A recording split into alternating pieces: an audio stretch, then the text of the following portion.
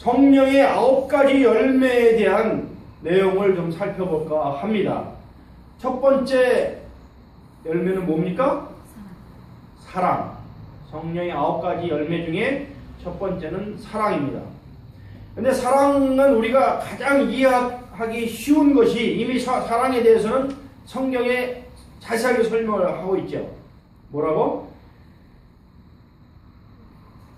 사랑은 온유하고 오래 참고 온유하며 시기하지 아니하며 사랑은 자랑하지 아니하며 교만하지 아니하며 무례히 행치 아니하며 자기의 유익을 구하지 아니하며 성내지 아니하며 악한 것을 생각하지 아니하며 불의를 기뻐하지 아니하며 진리와 함께 기뻐하고 모든 것을 참으며 모든 것을 믿으며 모든 것을 바라며 모든 것을 견디느니라. 이 사랑의 성품을 여러분 가지고 있습니까? 아멘. 자기 자신을 한번 점검해 보세요. 실제로 가지고 있는지. 아멘. 자, 여기 보면 고린도전서 13장에 내가 사람의 방언과 천사의 말을 할지라도 사랑이 없으면 구리와 올리는 꽹가리가 되고 이렇게 얘기하고 있습니다. 이게 뭐냐면 방언과 천사의 말이라는 건 뭡니까? 이 은사입니다. 방언의 은사, 천사의 말을 하는 은사. 그러한 은사가 있어도 사랑이 없으면 꽹가리에 불과하다. 그 다음에 내가 예언하는 능력이 있고 모든 비밀과 모든 지식의 은사라고 말했죠. 그 다음에 산을 옮길 만한 모든 믿음이 있어도 믿음도 은사라고 했죠. 그러한 인사가 있어도 사랑이 없으면 내가 아무것도 아니다 라고 얘기하고 있습니다. 그리고 또 내가 내게 있는 모든 것으로 구제하고 구제도 은사라고 했죠. 그 다음에 내 몸을 불살하게 내줄지라도 헌신하더라도 사랑이 없으면 내게 아무 유익이 없다.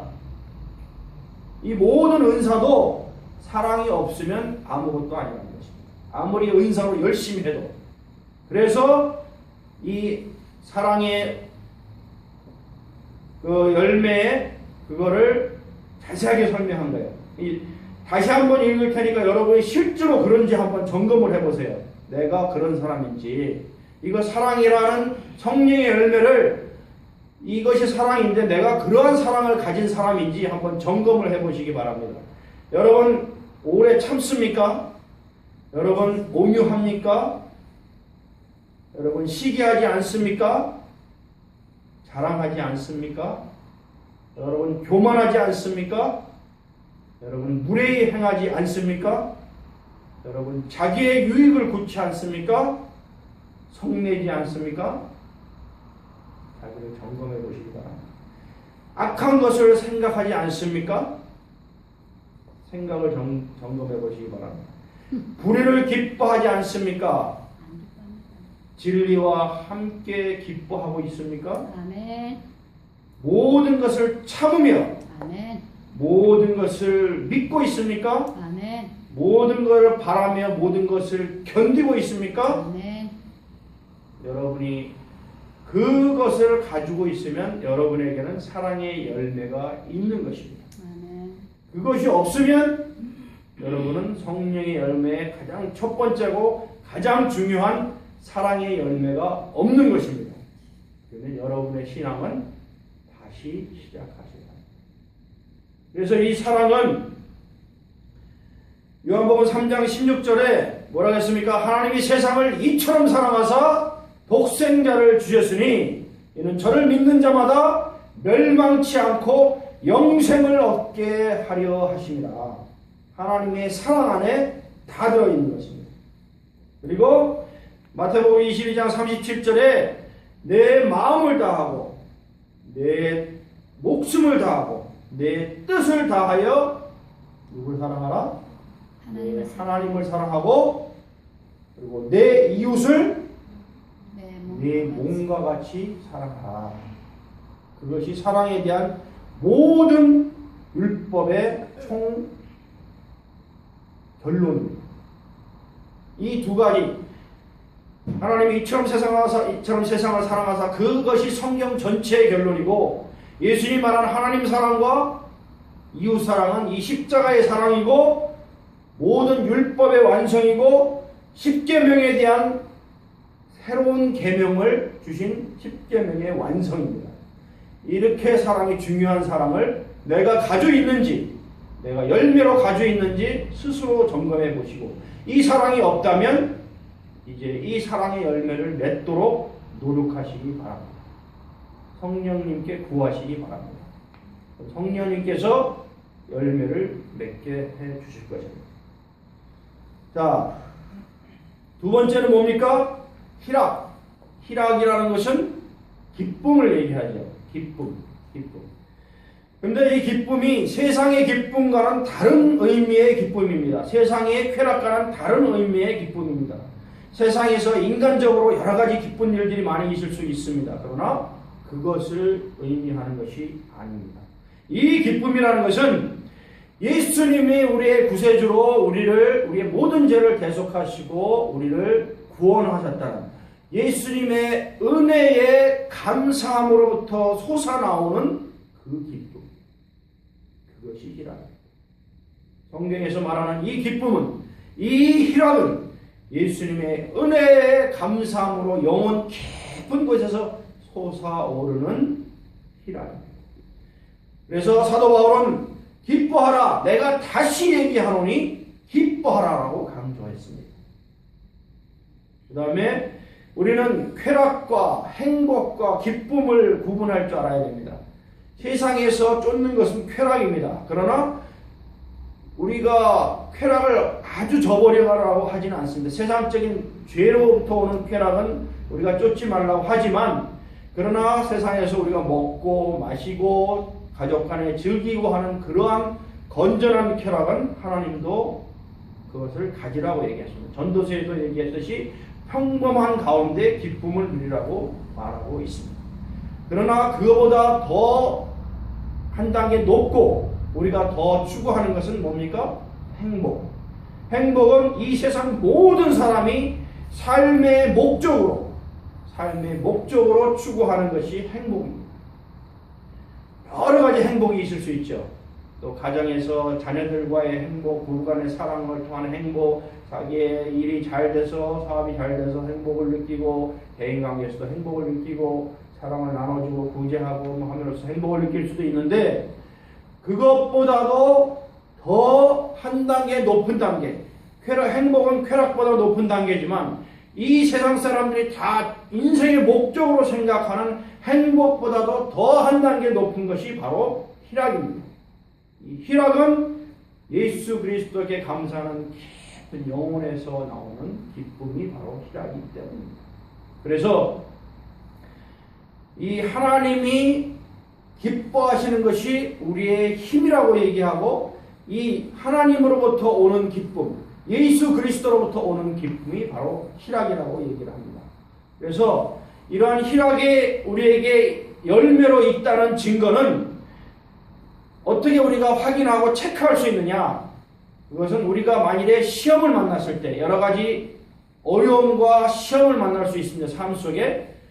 그런 시험을 만났을 때도 내 영혼 깊은 곳에서 이 시험을 뛰어넘는 기쁨이 솟아나는지를 점검해 보시면, 아, 내게 희락이 있구나라고 체크할 수 있습니다. 시험을 당할 때도 내게 기쁨과 희락이 있어야지 열매가 있는 것입니다. 그리고 핍박을 만났을 때, 옛날에 사도 바울을 포함한 사도들이 핍박을 받고, 로마의 많은 사람들이 핍박을 받고 처형을 당하고 할 때도, 내가 의를 위해서 목숨을 버렸을 때도 천국을 소망하며 천국에 대한 기쁨으로 내 죽기까지, 이런 핍박을 당했을 때도 마음속에 기쁨으로 죽을 수 있는 그 기쁨이 있는지, 그 희락이 있는지를 내가 체크해보면, 내가 복음을 위해서 죽을 때도 기쁨으로 죽을 수 있다고 생각하면 마음속에 희락의 열매가 있는 것입니다. 의로 천국을 소유하는 그 희락, 기쁨, 그것을 희락의 열매로 볼 수 있습니다.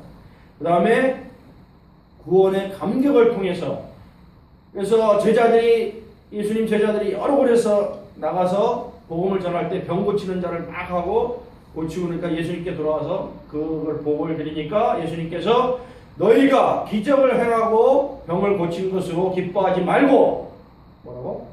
너의 이름이 천국에 기록된 것으로 기뻐하라 라고 하였습니다. 너의 이름이 천국에 기록된 것이 가장 기쁜 것, 가장 큰 희락이다. 그걸로 인해 기뻐하라. 사도 바울이 말한 것처럼 기뻐하라. 내가 다시 말하노니 기뻐하라. 뭐로? 너의 이름이 천국에 기록된 것으로 기뻐하라. 그것이 바로 진정한 희락인 것입니다. 그 다음에 세 번째는 뭡니까? 화평.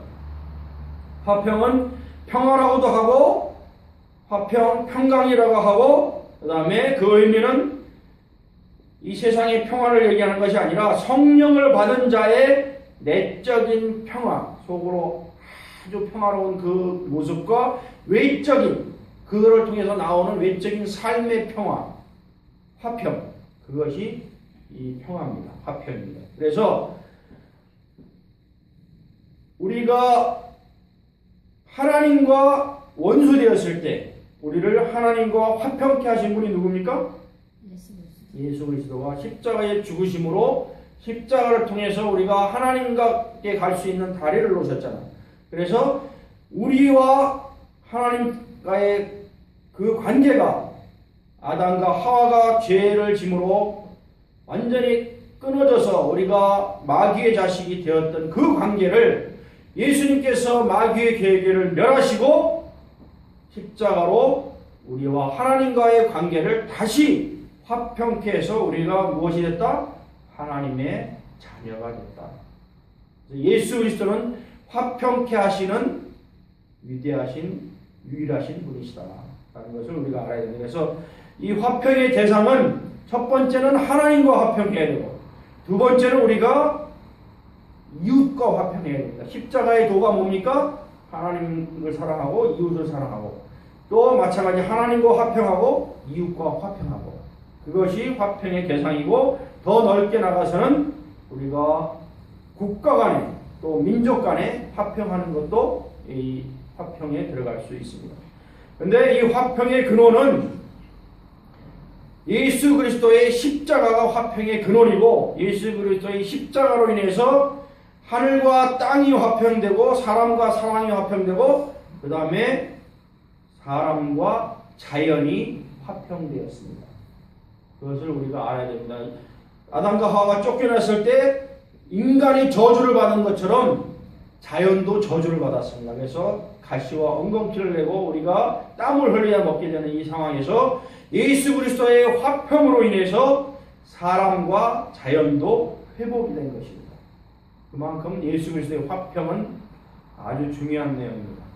그 다음 네 번째로 오래 참음이 있습니다. 오래 참음은 뭡니까? 우리가 인내라고도 하고 견딤, 또 불변, 또는 관용이라고 하고 또 하나님의 말씀을 믿는 믿음의 바탕이라고도 합니다. 그리고 정확한 정의는 하나님의 사랑에 대해서 수호에 의심하지도 않고 확신을 가지는 것, 그것을 오래 참음이라고 합니다. 그래서 이 가장 중요한 것은 어떻게 보면 인내라고도 할 수 있는데 이 인내를 뭘 위해서 인내한다? 하나님의 사랑, 예수님의 구원을 통한 하나님의 사랑을 우리가 수호도 의심하지 않고 우리가 천국 갈 때까지 이 믿음을 버리지 않고 인내하며 오래 참고 견딤으로 구원을 이루어가는 것, 그것이 가장 중요한 오래 참음의 조건입니다. 그래서 우리가 오래 참음이 필요한 것은 우리 성도들 간에서 우리가 인내력이 없고 오래 참지 못해서 금세 뭘 하나 가르치고 신앙이 금세 성장하기를 바라는데 절대 그렇지 않습니다. 우리가 어린아이를 낳으면 먹이고 재우고 해서 10년, 20년이 되어야 성인이 되는 것처럼 우리가 영적인 성장도 하루아침에 복음을 깨달았다고 어른이 되는 것이 아니라 우리 지도자들은, 우리 교사나 목사들은 이 신앙의 초보자들을 인내를 가지고 오래 참음으로 그들을 양육해야 되는 것이 영적 성장을 이루도록 하는데 꼭 필요한 것이 이 인내, 오래 참음입니다. 그 다음에 대인 관계에서도 우리가 오래 참는 것이 있어야 된다. 타인 간의 인간관계, 또 가장 중요한 것은 부모가 자식에 대해서도 우리 오래 참는 인내가 있어야 됩니다. 자식을 조금 가르치고 못하면 못한다고 야단치고 하는 부모들이 많은데, 우리가 그런 비유가 있잖아요. 그 모를 심었는데 그 농부가 그 기다리지 못해가지고 모를 막 잡아 뽑는, 인내하지 못하고 뽑는 것을, 그런 한자 성어도 있는데, 우리가 씨를 심었으면, 벼를 심었으면 가을에 열매를 맺을 때까지 오래 참는 마음이 필요한 것입니다. 이 신앙에서도 오래 참는 마음이 아주 중요한 것입니다. 그래야지 이 오래 참음을 통해서 열매를 맺을 수 있는 것입니다. 그래서 영적 전쟁에서도 우리가 예수님이 부활하신 다음에 그 제자들이 예수님이 곧 다시 재림할 거라고 기다렸어요. 그러나 아직까지 재림하지 않으셨잖아요. 그러면서 일부 사람들은 그것을 실망했다고 가서 다시 세상으로 돌아오고 믿음을 저버리는 사람도 많이 생겼다는 것입니다. 그러나 하나님께서는 한 사람이라도, 한 영혼이라도 더 구원하기 위해서 오래 참고 계시기 때문에 재림을 늦추시고 계신 것이다. 그러면 우리도 오래 참고 기다려야 되는 것이다. 그것이 오래 참음의 열매입니다. 그리고 하나님께서는 인간들이 회개할 시간을 충분히 주시기 위해서 오래 참고 계시는 것이다. 그리고 우리가 시험을 만날 때도 믿음이 시련이, 또 시련이 인내를 만들고, 이 시련을 통해서 우리가 믿음이 강해지기 때문에 이러한 것도 오래 참으면, 시련과 이러한 연단도 오래 참음으로 인하면 믿음이 강화해지고 풍성한 열매를 맺을 수 있다는 것입니다. 오래 참음이 이 신앙의 중요한 것이고, 다섯 번째는 뭡니까? 자비. 자비는 뭡니까? 자비는 불쌍히 여기는 마음. 불쌍히 여기는 마음. 그래서 넓은 마음을 가지고 널리 이해할 수 있는 마음, 또 융통성을 가지고 이해하는 마음, 남의 처지를 내 처지로 역지사지, 남이 나인 것처럼 입장을 바꾸어서 생각함으로써 그 사람을 이해하고 용서해주고 포용해주는 마음이 바로 자비의 마음입니다. 그래서 우리가 아담과 하와 때 죄와 마귀가 인간 속에 들어와서 인간의 마음을 파괴했죠. 완전히 인간의 마음을 파괴해서 우리가 서로 원수가 되게 하고, 인간의 마음 속에 미움이 생기게 하고, 저주가 생기게 하고, 파멸이 생기게 하고, 불행이 생기게 하는 그 마귀가 인간 속에 집어넣어서 역사하는 그 마음이 아직도 있는데, 이것은 뭘로 내쫓아야 된다? 자비로 이러한 마귀의 마음을 내쫓아야 된다. 자비로 쫓아야 되는 것입니다. 그래서 자비의 성질은 자기의 어떤 계급이나 지위를 전혀 주장하지 않습니다. 자기의 영광을 드러내지 않습니다. 남을 포용하고 불쌍히 여기면서 사랑하는 마음, 그리고 무엇이든지 자기가 가진 것을 주려고 하는 마음, 심지어 물질까지도 주려고 하는 마음이 바로 자비의 마음입니다. 이 자비의 마음을 가질 때 자비의 열매가 열리는 것입니다. 그리고 여섯 번째 뭡니까? 양선. 양선은 착함, 올바름, 그리고 덕스러움, 그 다음에 어떤 것은 물질적인 자선행위까지도 포함을 합니다. 그리고 이것은 궁극적인 정의는 성령으로부터 나오는 선을 양선이라고 합니다. 우리가 세상적인 착함도 있지만 우리가 말하는 양선, 성경에 나오는 양선은 우리가 성령을 모심으로 인해서 나의 마음속에 나오는 선함, 이것이 양선입니다. 자비와 양선은 뭐가 틀립니까? 자비는 내가 그러한 자비로운 마음을 갖는 것이고, 양선은 그러한 마음을 통해서 내가 선을 베푸는 것입니다. 행함이 있는 것이 바로 양선입니다. 행함이 틀립니다. 그래서 양선은 자비보다 적극적으로 이웃에게 선을 행하는 것으로 행동으로 나타나는 사랑이다 라고 말씀을 드릴 수 있고, 그 다음에 양선은 우리가 착함이라고 비유할 수 있는 착함. 그래서 착한 남편, 착한 아내, 착한 자녀, 착한 이웃, 착한 성도, 이렇게 착한 성도들이 나올 수 있는 것이 바로 양선입니다. 착함을 우리가 가져야 됩니다. 우리가 양선이 있을 때, 그런 착함이 있을 때 이 열매가 열리는 것입니다. 그래서 우리가 양선을 베푸는 방법이 있어요. 양선을 베푸는 방법은 세 가지가 있는데, 첫째는 우리가 마태복음 산상수훈에도 나와 있듯이 왼손이 하는 것을 오른손이 모르게 하라 하는 것처럼 오로지 선을 베풀 때 하나님만 아시도록 해라 라는 것이 첫 번째 방법이고, 그 다음에 믿음으로 해라. 믿음으로 하면 하나님께서 반드시 갚아준다는 그 믿음. 우리가 세상 사람들에게 선을 베풀고 착함을 베풀고 또 이에 굶주린 자, 또 거지가 왔을 때 우리가 베풀면 하나님께서 반드시 갚아준다는 그 믿음으로 해라.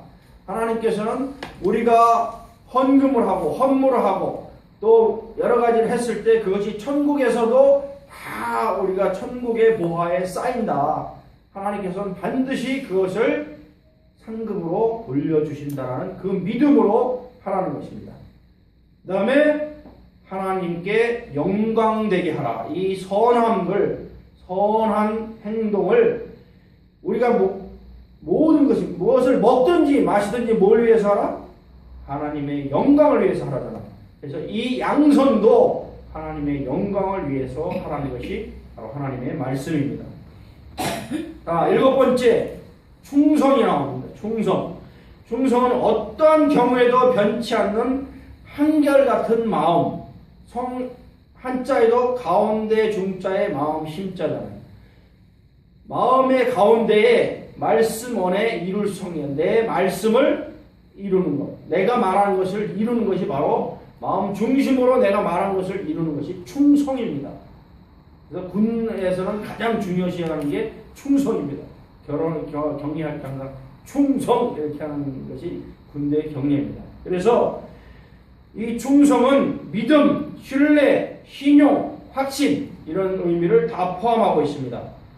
그리고 하나님과의 관계에서는 물론 이웃과의 대인 관계에 있어서도 진실한 것을 충성이라고 얘기합니다. 그리고 예수님께서 달란트의 비유를 하셨죠. 5달란트, 2달란트, 1달란트를 주고 가신 다음에 다시 그래서 5달란트, 2달란트를 남긴 그 종들에게 뭐라 그랬습니까? 착하고 충성된 종아. 예수님이 그 달란트가 돈을 벌었다고 이렇게 축하한 게 아니라 그 자체의 마음이 정말 착하게 하나님이 원하는 것을 충성되게 했기 때문에 칭찬하시는 것입니다. 그 마음에 충성이 있었기 때문에 칭찬을 하시는 것입니다. 예, 그래서 착하고 충성된 종아 이렇게 칭찬하셨다. 그리고 우리가 충성을 해야 되는 이유는 우리가 이것도 하나님의 성품이기 때문에 이 성경에 보면 아침마다 새로우니 주의 성실이 크도소이다 라는 말씀이 나오잖아요. 주의 성실이. 하나님은 그야말로 성실이, 충성이 크신 분, 우리를 위해서 성실하게 일하시는 분이기 때문에 그것이 하나님의 성품입니다. 하나님의 성실함이 없으면 어떻게 매일 이렇게 지구와 달과 태양과 온 우주가 한치의 오차도 없이 우리를 위해서 돌겠습니까? 늘 성실함이 있기 때문에 그 하나님의 성품이 있기 때문에 우리는 그러한 성품을 본받아야 된다라는 것입니다. 그리고 예수님은 충성된 하나님이 살아가시고 하나님이 구원하신다는 그 일을 충성되게 행한 하나님의 증인이 바로 예수 그리스도입니다. 그래서 충성된 증인으로서의 예수님이 우리에게 너희도 예수님의 인격을 닮아서 충성된 자가 되라고 말씀하시는 것입니다. 그리고 하나님의 명령은 계시록 2장 10절에 보면 뭐라 그랬어요? 너희가 죽도록 충성하라. 그리하면 뭐라고요? 생명의 면류관을 너희에게 주리라. 죽도록 충성하라. 생명의 면류관을 너에게 주겠다라고 말씀하신 거죠. 그래서 여러분에게 충성을 요구하시는 것입니다. 그래서 구약의 시대에 보면 사드락, 메삭, 아벤느고 얘기가 나오죠. 그들은 하나님을 섬기되 그 우상에 절하지 않음으로 인해서, 왕에게 절하지 않음으로 인해서 하나님께 충성을 보였습니다. 하나님께 충성을 보이니까 그 엄청난 뜨거운 불 속에 들어가도 하나님께서 하나님께 충성을 보이니까 어떻게 했습니까? 천사를 보내서 그들을 털끝 하나 타지 않도록 보호해 주신 것 아닙니까? 그래서 우리가 충성을 보이면 하나님께서 보호해 주신다. 그래서 이 충성은 죽음과 환난, 어떠한 시험 속에서도 하나님에 대한, 예수 그리스도에 대한 믿음을 지키는 신앙, 이것이 바로 충성입니다. 하나님에 대한 충성, 예수 그리스도에 대한 충성, 이것이 성령의 열매인 것입니다. 8번째, 온유가 있습니다. 온유는 뭡니까? 이게 팔복에도 나오죠. 팔복에도 온유한 자는 복이 있나니 저희가 땅을 기업으로 받을 것이요. 왜 온유한 자가 땅을 기업으로 받습니까? 온유한 자는 하나님도 온유하시고 하나님의 온유한 성품을 받은 자이기 때문에, 온유한 자는 하나님께서 대신 일을 해주시기 때문에 땅의 기업을 소유할 수 있는 것입니다. 온유하니까 땅의 기업을 받는 것. 하나님이 대신 모든 물질과 사업과 이런 것을 대신 해주시는 것입니다. 여러분, 그 정글에 가면 아주 사나운 짐승들이 있죠. 사자, 호랑이, 표범. 그들은 어떻습니까? 엄청나게 사납고 서로 생존을 위해서 싸우고, 그런데 늘 그들은 위험 속에 있습니다. 더 센 자가 잡고 공격하고 잡아먹을 그러한 위험 속에, 싸움의 현장 속에 있는 것입니다. 그러나 우리가 집에서 사람들이 기르는 가축들은 어떻습니까? 이런 양이나 또 소나 오리나 닭이나 이러한 동물들은 어떻습니까? 사람의 말을 잘 따르고 온유하지 않습니까? 온유하기 때문에 그들은 복을 받는 것입니다. 온유하기 때문에 평화를 누리는 것입니다. 온유하기 때문에 모든 먹을 것을 갖고 평안한 가운데 잘 자라는 것입니다. 온유는 그만큼 중요합니다. 그래서 우리가 온유할 때 하나님께서 우리를 기르시는 것입니다. 우리의 기업을 하나님께서 만들어 주시는 것입니다. 그래서 팔복에 온유한 자는 복이 있나니 저희가 기업을 얻을 것이다 라고 말씀하고 계시는 것입니다. 그래서 이 온유는 친절, 겸손, 동정, 용납, 모든 사람을 용납할 수 있는 온화함과 겸손함을 포함하는 단어입니다. 그래서 여러분이 그러한 마음을 가졌는지 한번 점검을 해보시기 바랍니다. 그래서 온유한 자의 자세가 있는데, 온유한 자는 죄인을 멀리하지 않습니다. 예수님이 바리새인들이 간음하다 잡힌 여자를 예수님 앞에 끌고 왔을 때 예수님이 어떻게 했습니까? 그 죄인을 멀리했습니까? 아니죠. 죄인을 변론하셨지 않습니까? 너희들 중에 죄가 없는 자가 이 여인을 돌로 치라 하면서 그 여인을 보호해 주시고, 마지막에 뭐라고 그랬습니까? 누가 너를 정죄하는 자가 있느냐? 나도 너를 정죄하지 아니하노니 다시는 죄를 짓지 마라. 온유하신 분은 예수님이십니다. 온유하신 분은 죄인을 멀리하거나 배척하거나 죄인을 차버리지 않습니다. 따뜻한 마음으로 감싸주시는 분이 바로 예수님이고, 여러분이 그러한 성품을 가졌는지 한번 점검해 보시기 바랍니다. 그리고 온유한 자는 책망을 달게 받습니다. 주님께서는 우리가 잘 되도록 책망을 한다고 했습니다. 우리가 사랑하는 자를 책망한다고 주님은 말씀하고 계십니다. 그래서 우리가 온유하다면 이 성경의 가르침, 또 예수님의 가르침 혹은 채찍, 성령님의 채찍도, 또 주변 사람들의 권면도 우리가 달게 받아서 그야말로 우리를 변화시키는데 우리가 기꺼이 받아들여야 될 겁니다. 그러한 것은 온유한 마음이 있을 때만 그러한 채찍과 징계와 권면을 받아들일 수 있는 것입니다. 우리가 온유한 마음이 있어야 그러한 마음이 생깁니다. 마지막 9번째 뭡니까? 절제. 절제는 뭐냐면 분수에 맞게 조절하는 것입니다. 그리고 절제는 사물이나 자기 스스로를 다스리는, 조절하는 힘입니다. 그래서 여기 성경에 보면 성령을 거스르는 육체의 소욕을 억제하는 것, 그것도 절제입니다. 그리고 이 소욕을 억제하고 다스리고 지배하는 그 자제력을 절제력이라고 얘기를 하고 있습니다. 그리고 알맞게 조절하고 하여서 방종하지 않도록 스스로를 통제하는 것이 바로 절제입니다. 절제의 대상은 뭐가 있습니까? 가장 큰 것은 육신의 정욕입니다. 우리 육신의 정욕, 안목의 정욕, 이생의 사랑, 이것이 아담과 하와가 마귀한테 속아서 얻은 세 가지. 예수님께서는 사단에게 광야에서 40일 동안 금식하셔서 시험 받을 때 이 육신의 정욕, 안목의 정욕, 이생의 자랑을 말씀으로 과감히 물리쳤습니다. 그래서 이 육신의 정욕, 이런 것들을 우리가 절제해야 된다. 운동선수들은 태릉 선수촌에 가보면 더 잘할 수 있는데 우승을 위해서 자기 음식도 절제하고 자기의 자는 시간 또 자기 운동 여러 가지를 절제를 합니다. 챔피언이 되기 위해서, 금메달 따기 위해서 뭐 사생활도 끊고 밖에 나가서 술 담배도 끊고 여자만 끊고 모든 것을 절제하면서 금메달만을 위해서 절제하는 삶을 사는데 그것이 바로 절제입니다. 육신의 정욕을 절제하는 것. 그 다음 절제할 것은 마음, 생각과 말을 절제해야 됩니다. 그래서 생명의 근원이 어디 있다?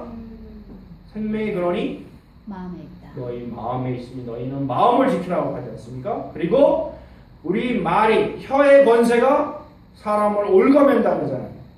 혀의 권세가 그만큼 많다는 거예요. 그래서 이 마음과 이 말, 혀, 이 말을 절제하라는 것이 그 하나님의 말씀입니다. 그리고 우리가 행동을 절제해야 된다. 부도덕한 행동, 또 세상적인 탐욕에 나는 행동, 이런 행동을 절제해야 되는 것입니다. 그래서 우리가 모든 일을 할 때 먹든지 마시든지 무슨 일을 하든지 하나님의 영광을 위해서 하고 내 자신의 쾌락과 육신의 정욕을 위해서는 하지 말라, 절제하라 라는 것이 하나님의 말씀입니다. 그래서 마지막 결론으로 지금까지 9가지의 성령의 열매를 설명을 드렸는데 그럼 어떻게 이 성령의 열매를 맺을 수 있느냐를 말씀드리겠습니다. 성령의 열매를 맺는 방법은 딱 2가지가 있습니다. 첫째는 예수 그리스도 안에 거하는 것입니다.